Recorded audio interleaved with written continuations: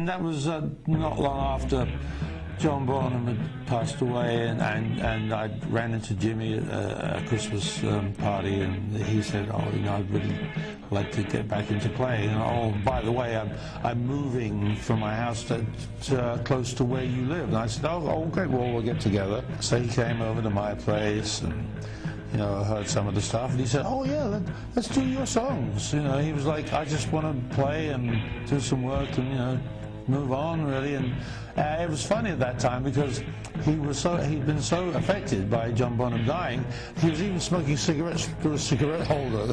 Like Mr. Clean at the time, you know, it was like quite peculiar. I once went down to Peter Grant's house to discuss the new project with him, and we were discussing it for about 96 hours straight. We weren't really getting anywhere. It was kind of quite funny because my dad, actually, while he was alive, knew I was involved in that project, and he said, "Well, the obvious name for that band would be XYZ, you know, XYZ, X Yes Zeppelin." So there I was at Peter Grant's house saying to him, "That's the natural name for this project. You know, Yes is on hiatus. We're not sure what's going on with that, and you know, Zeppelin presumably is not going to be anymore." And Peter Grant kept saying to me, "Yeah, but I don't like the idea of Yes being before Zeppelin." And I said, "But Peter, it's the alphabet. It's X, Y, Z." I said, X, Z, Y, I don't know. And we had that same conversation for about 96 hours. The idea was that Robert was going to come and join in, but I think I heard Alan say that the music was too complicated. I don't think it was that. I think it was just too soon for Robert. He didn't want to just jump back into another project. He was still upset, I guess, about John's death. On Magnification, there was Can You Imagine, which was one of the songs that I recorded with Jimmy, and then it was re-recorded, you know, with Yes and the orchestra that we used on the Magnification album. There was another song that I had written that did pop up on the Firm album, and without any credit to me. I think it was the first track, something Hunter, or yeah, it could have been Fortune Hunter, and so I kind of thought, oh, that's interesting, you know, and I thought, well, if that album goes into the top 20, I might, I don't think it did that well, so I left that alone.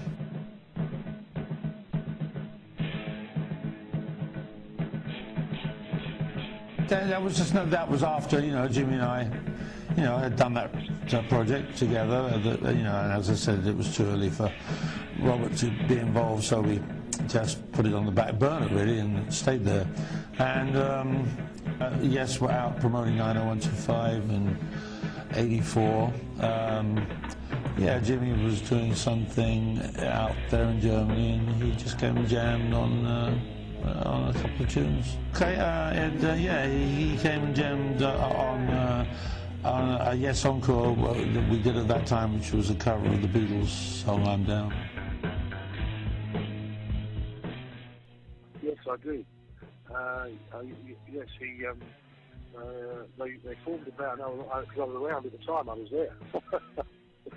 He was living in Virginia Beach at the time, Squire, and they had with Alan White. They formed a band called XYZ. Is that the band you're talking about? Yeah, XYZ. And XYZ, if you don't know, I'm sure you do, it stands for X, Y, yes, Z, Zeppelin. X, yes, Zeppelin. XYZ, that's where it came from. Did you know that?